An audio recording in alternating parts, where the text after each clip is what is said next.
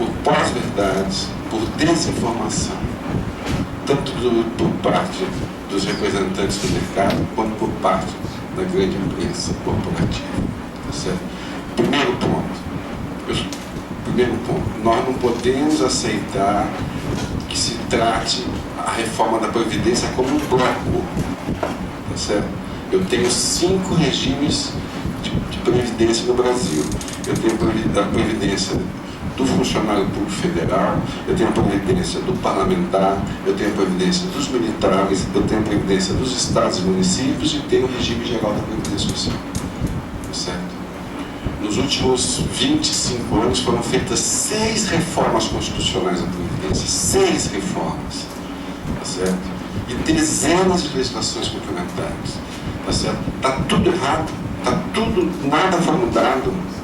Tá certo? O que foi reformado e o que falta reformar? Tá certo? Então, ajustes são normais. Tá certo? Os países desenvolvidos fazem isso com frequência. Tá certo? Mas ele requer um diagnóstico.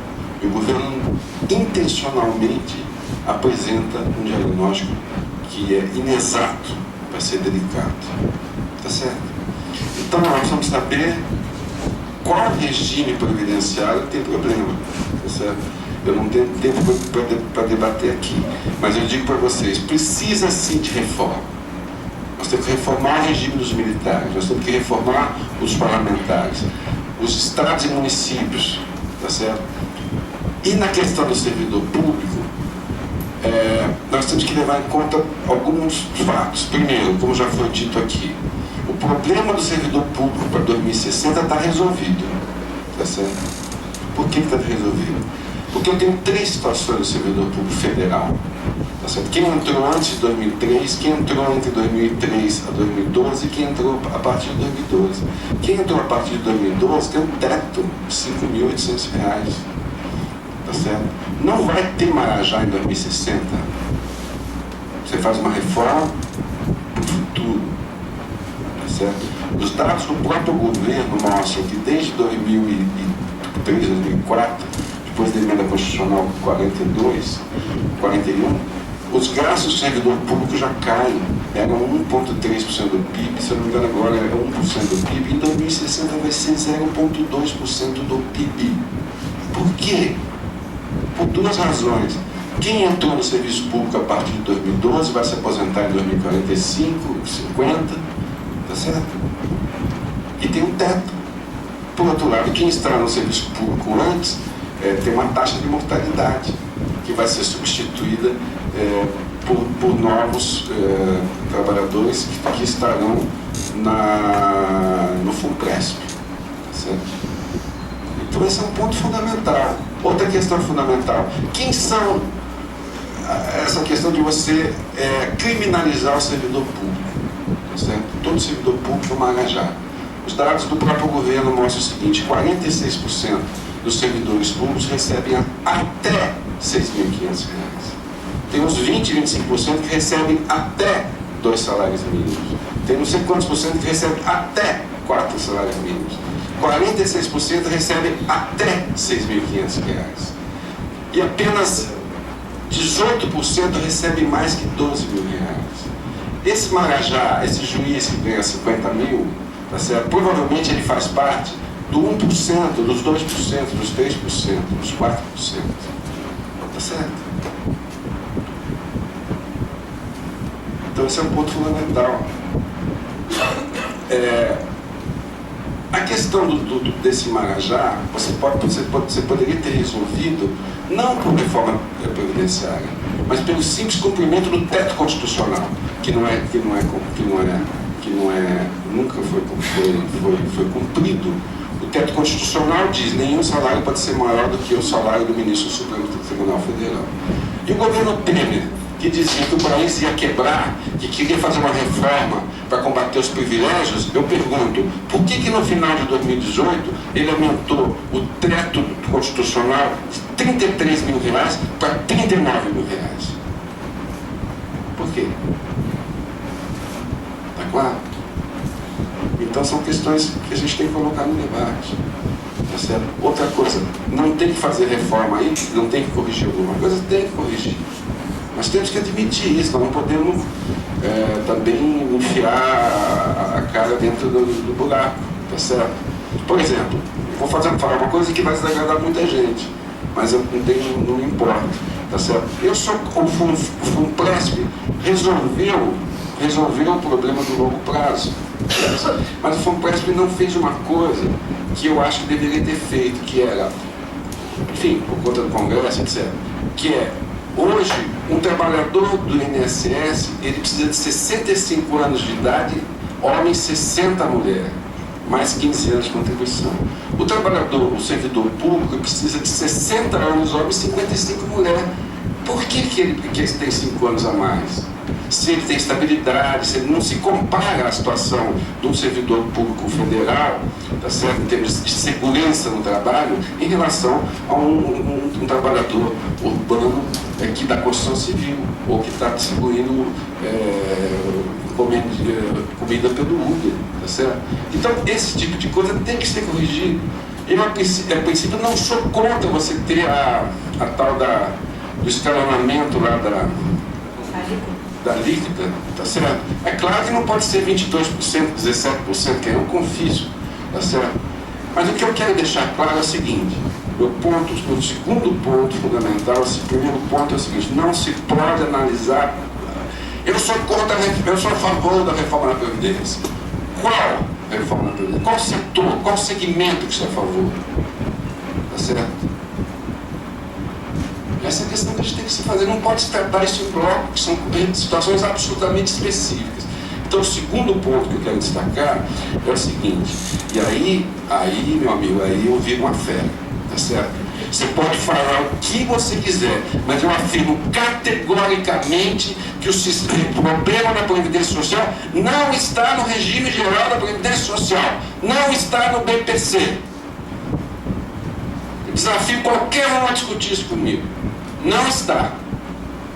Porque eu não posso admitir, tá certo, que um sujeito que ganha, como foi dito aqui pela Patrícia, 100% dos benefícios rurais pisa no salário mínimo. 100% do BPC pisa no salário mínimo. 60% do INSS urbano é até um salário mínimo. 86% até 3 salários mínimos. Esse sujeito é privilegiado. Isso é uma coisa execrável dizer que esse sujeito é um privilegiado. Tá, e, no entanto, o governo escreve na PEC. Se vocês forem ver lá 8,59 ou 58, da parte da justificativa, o que o governo diz? Olha só que coisa extraordinária. Certo? Ele diz assim: os ricos que se aposentam por tempo de contribuição recebem R$ 2.400 em média. E os pobres que se aposentam por tempo de serviço, por idade, ganham R$ 1.400. Nós temos que combater os ricos. Os ricos está escrito lá. O rico é quem ganha R$ 2.450. Eu vou dizer para vocês quem é rico. Entrem no Google, Comissão de Valores Imobiliários. Tá certo? Saiu até uma matéria na Folha recentemente. Vocês pegam Comissão de Valores Imobiliários, 10 maiores salários do Brasil. Tá certo? Primeiro lugar, banco. Os funcionários ganham, os diretores ganham 3 milhões e 500 mil reais por mês. Tá certo? E provavelmente, como o Brasil não taxa lucro e dividendo, e provavelmente, como essas pessoas recebem isso como uma distribuição de lucro e dividendo, eles são isentos de tributação. Tá certo? Esse não é o cara que ganha R$ 1.200 que é rico. Isso é um absurdo, é execrável. É de uma vulgaridade absurda. Então é o seguinte: nós não podemos, esse Congresso não pode aceitar que se mexa no regime geral. Tá certo? O que dizem? Tá certo? Dizem que o Brasil não exige idade mínima. O regime geral não exige idade mínima. O Brasil exige idade mínima desde o Instituto de Aposentadoria e Pensão do Getúlio, na década de 30.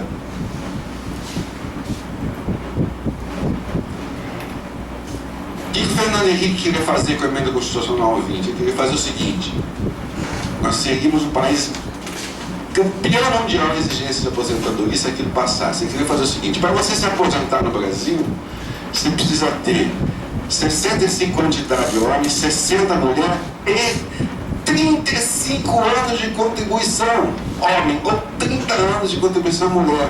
Isso não existia em nenhum país do mundo em 1998. Aí o governo, o Congresso falou assim: não dá para ter o E, tá certo? Vamos fazer duas aposentadorias, uma por idade, aos 65 anos homem, 60 mulher, mais 15 anos de contribuição, e INSS no plano por lá 5 anos a menos.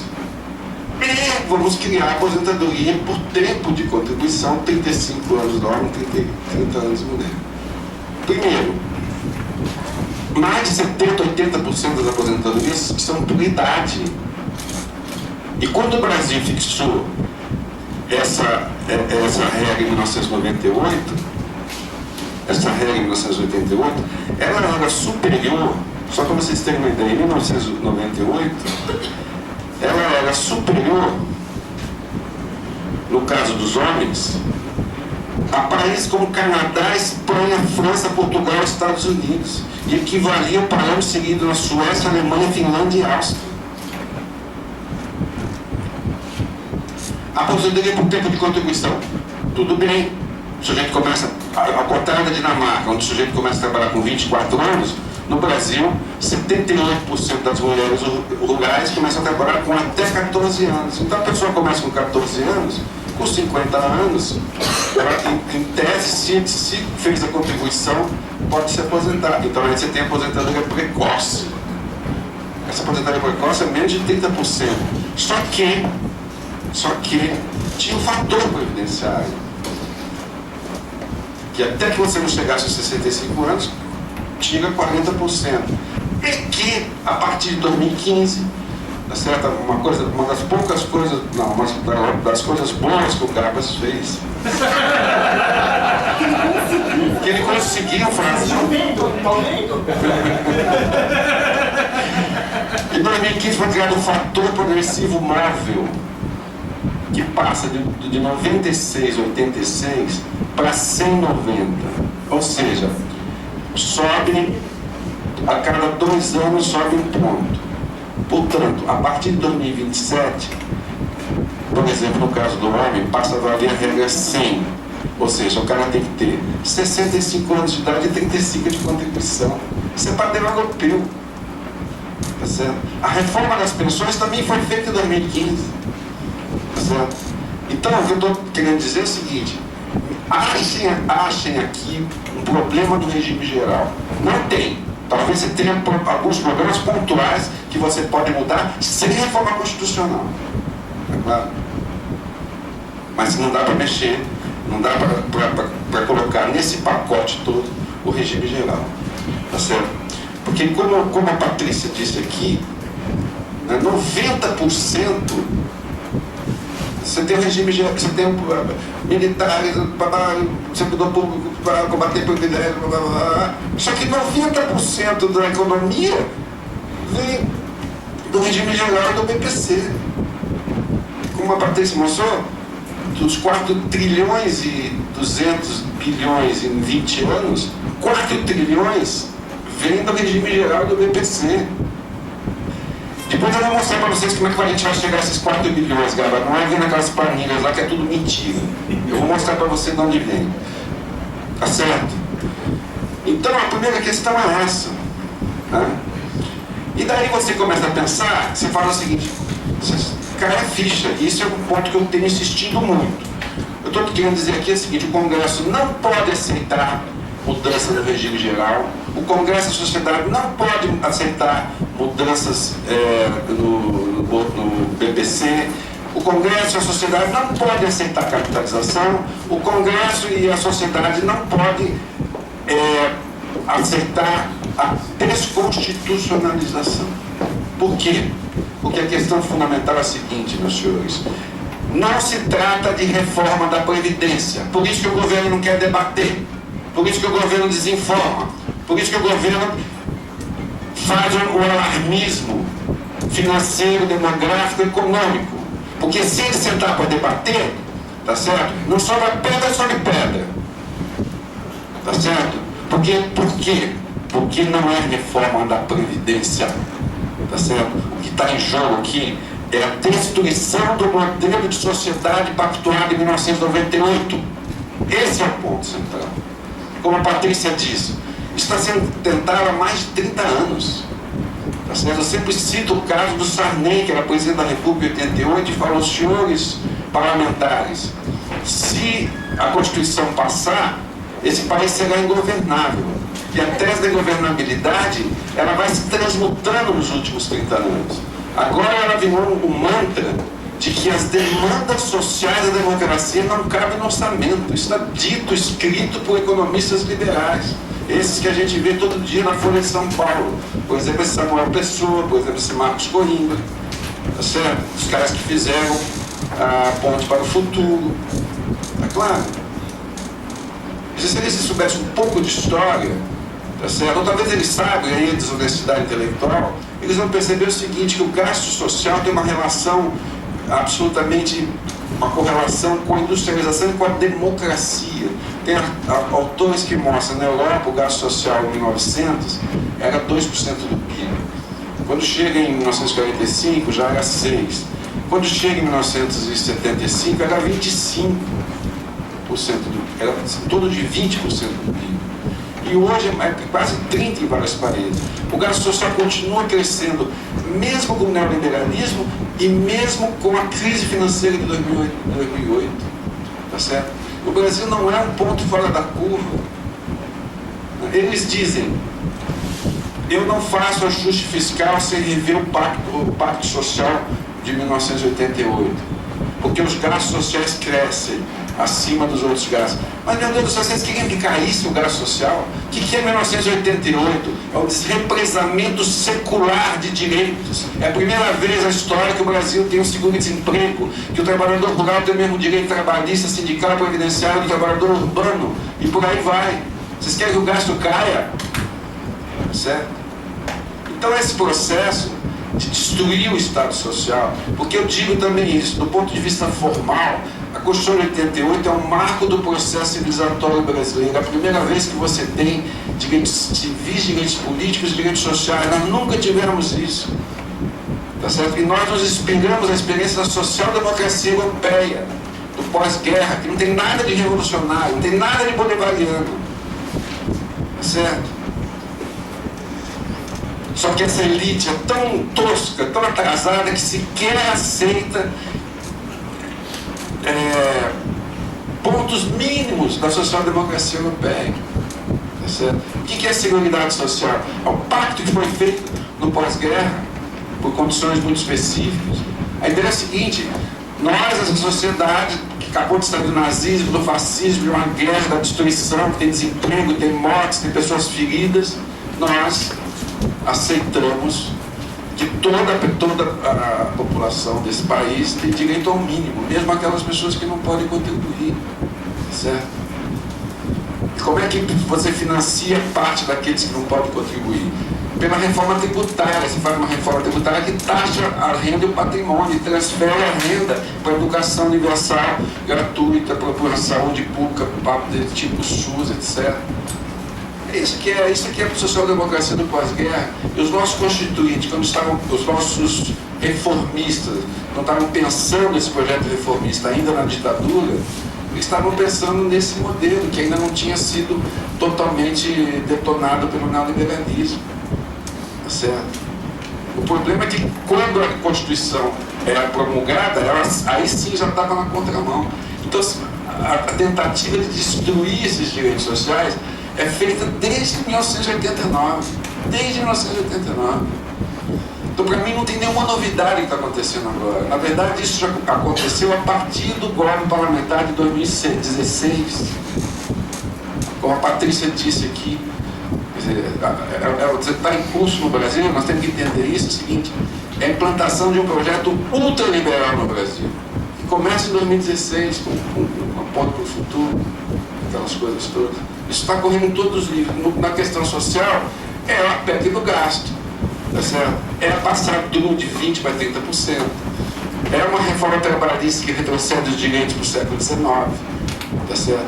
Depois vem esse pacto federativo, que na verdade não é nada, porque é acabar com a vinculação constitucional de todas as fontes de receita ligadas à proteção social. Tá certo?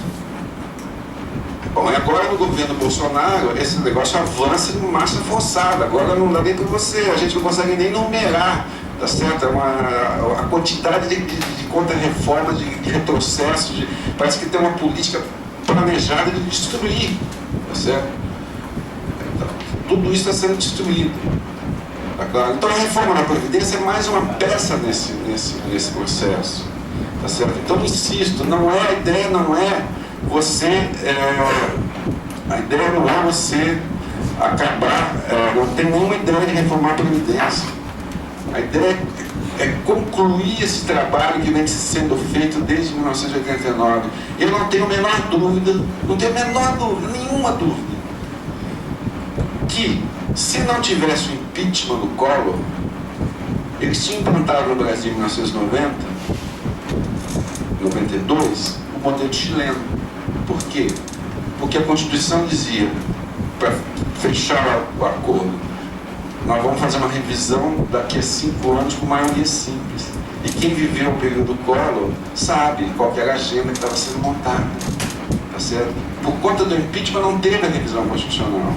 Tá certo? Mas esse processo de contra-reforma vai sendo feito continuamente nos 2 governos do Fernando Henrique.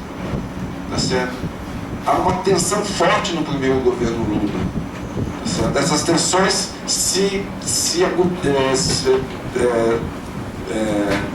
refluem no segundo governo Lula e até 2012, 2013, por aí. A partir de 2013, essas tensões voltam de uma forma antissocial e antidemocrática. 2013. Tá certo? E com o golpe de 2016, elas avançam. E agora avançam em marcha forçada. Tá certo? Então esse é o projeto. O projeto é acabar com o Estado Social de 88, acabar com o modelo de sociedade. Tá certo? Isso vai ser feito de 2 maneiras. Tá certo? A primeira é a transição da Seguridade Social, que é um pacto coletivo baseado na solidariedade, pelo seguro social, que é o regime de capitalização, que é o problema do indivíduo. Você transfere todos os riscos para o indivíduo. E a segunda forma é a transição da Seguridade Social para um assistencialismo, que eu vou aqui, por isso, tiver tempo, falar um pouco sobre isso. Então, primeiro ponto, o Congresso, a sociedade não pode aceitar que se destrua o modelo de sociedade pactuado em 1988, essa é a questão de fundo. Terceiro ponto, não se pode admitir que se faça isso por legislação complementar. Por quê? Porque a reforma do Bolsonaro não é a PEC 06. Vocês estão enganados, não é a PEC 06.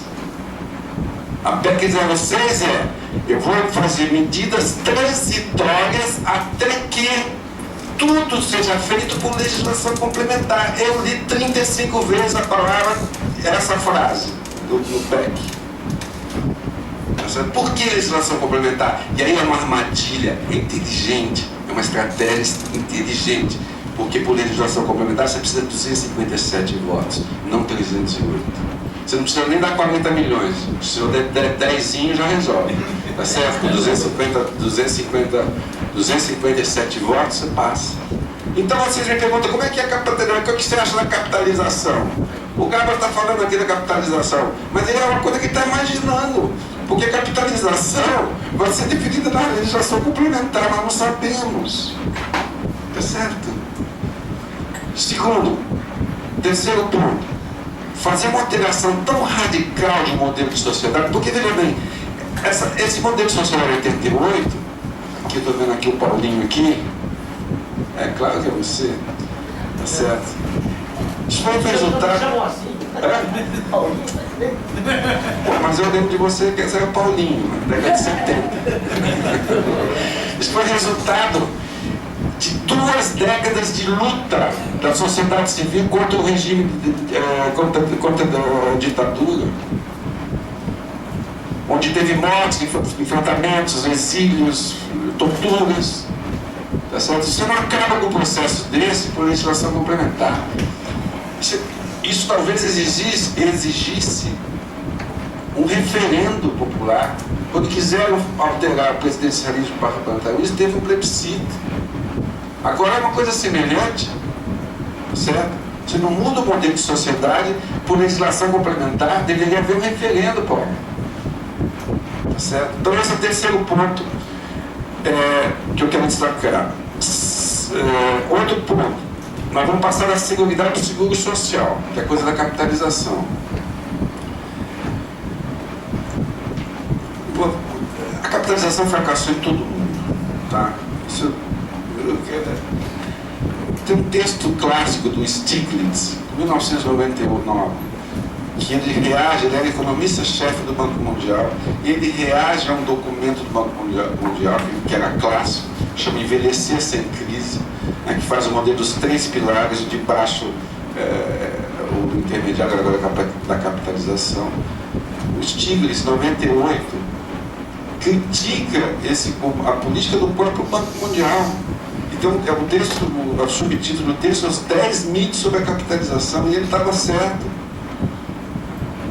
A OIT acabou de mostrar um trabalho que, de 30 países que privatizaram, 18, 19, a OIT conclui a capitalização, com base no que nós analisamos aqui, a capitalização é um fracasso. Agora, qual é o problema da capitalização? Como o Capas falou, capitalização, você vai ter carteira verde e amarela. Carteira verde e amarela, o empregador não contribui. Muito bem, então só vai ter oferta de emprego da carteira verde e amarela.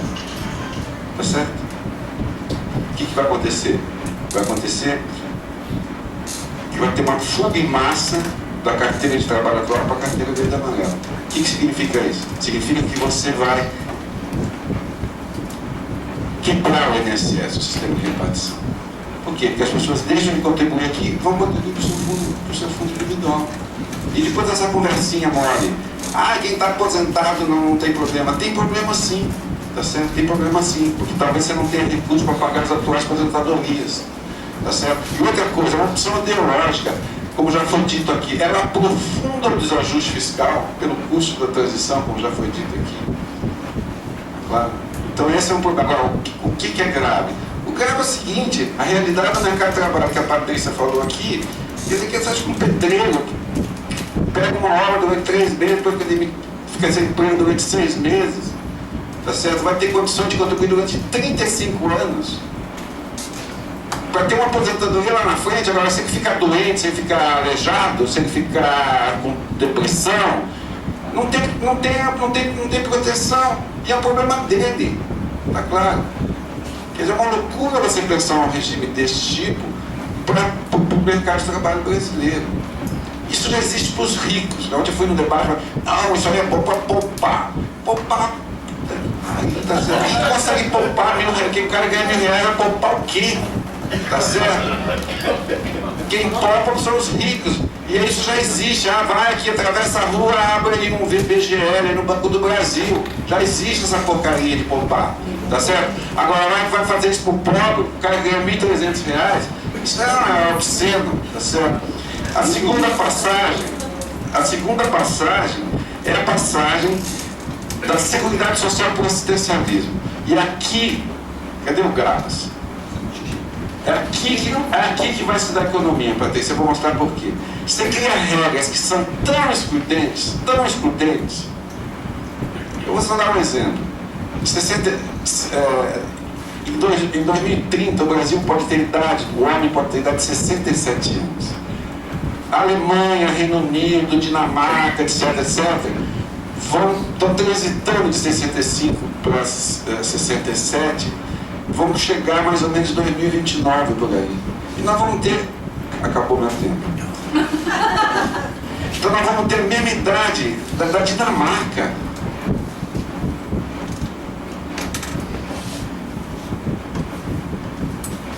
É muito exigente, é mais exigente que os países desenvolvidos.